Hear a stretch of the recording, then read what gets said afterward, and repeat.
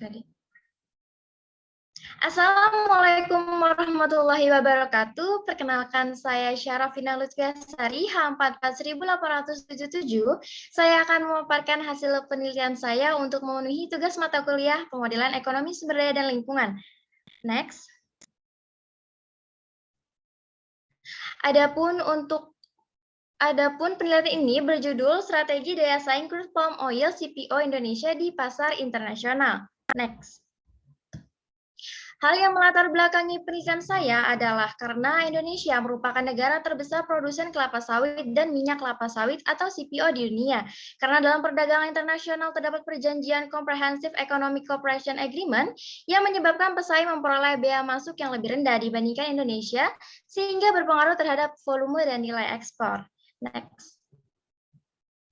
Oleh karena itu, penelitian ini bertujuan untuk mengidentifikasi apa saja kekuatan, kelemahan, serta peluang dan ancaman yang dihadapi crude palm oil Indonesia untuk ekspor ke pasar internasional dan untuk merumuskan strategi yang sebaiknya dilakukan Indonesia dalam meningkatkan daya saing ekspor crude palm oil. Dalam penelitian ini, saya menggunakan metode analisis SWOT yang terdiri dari kekuatan, kelemahan, peluang, dan ancaman.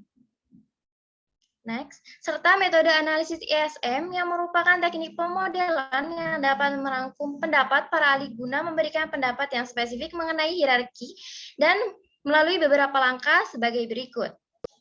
Next. Adapun hasil dari pembahasan matriks SWOT, yaitu peluang terdiri dari kualitas dan jumlah sumber daya kelapa sawit. Yang kedua, meningkatnya permintaan komoditas kelapa sawit dan turunannya di pasar nasional maupun internasional. Yang kedua, ada ancaman yang terdiri dari adanya negara pesaing yang kuat yaitu Malaysia dan juga adanya ancaman pengurangan ekspor CPO Indonesia ke India dan Eropa. Kekuatan yang terdiri dari produsen kelapa sawit terbesar di dunia dan memiliki keunggulan komparatif yang tinggi serta memiliki kebijakan terkait aspek lingkungan atau AMDAL di Indonesia, serta kelemahan yang terdiri dari produktivitas perkebunan masih rendah, sumber daya manusia yang belum berkualitas, dan pajak ekspor yang tinggi.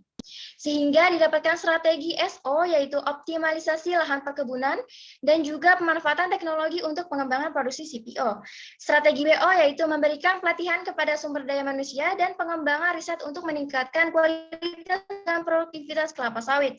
Yang ketiga, strategi ST atau yaitu penguasaan dan pengelolaan informasi pasar, promosi, dan sosialisasi. Strategi WT yaitu pemenuhan standar internasional dalam pelaksanaan pertanian berkelanjutan. Next. Dan hasil dari strategi daya saing, pada level 1 terdapat penguasaan dan pengelolaan informasi pasar, promosi, dan sosialisasi. Ya, level 2 yaitu pemanfaatan teknologi untuk pengembangan CPO dan memberikan pelatihan kepada sumber daya manusia. Yang level ketiga yaitu pengembangan riset. Dan yang level keempat yaitu ada optimalisasi lahan perkebunan dan pemenuhan standar nasional Indonesia dalam pelaksanaan pertanian berkelanjutan.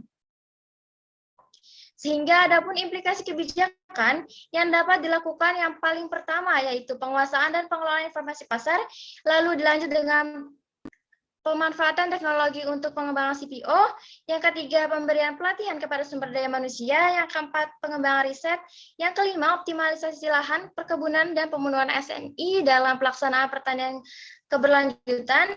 Hal ini diharapkan pemerintah dapat mempertimbangkan kebijakan terkait pemasaran dengan cara memberikan pelatihan terkait pemasaran di pasar internasional, bagaimana mengelola informasi pasar, promosi produk, dan lain sebagainya. Next. Sehingga dapat ditarik kesimpulan bahwa strategi yang lebih utama dilakukan oleh Indonesia untuk meningkatkan daya saing crude palm oil adalah dengan penguasaan dan pengelolaan informasi pasar, promosi produk, dan sosialisasi. Sekian, terima kasih. Wassalamualaikum warahmatullahi wabarakatuh.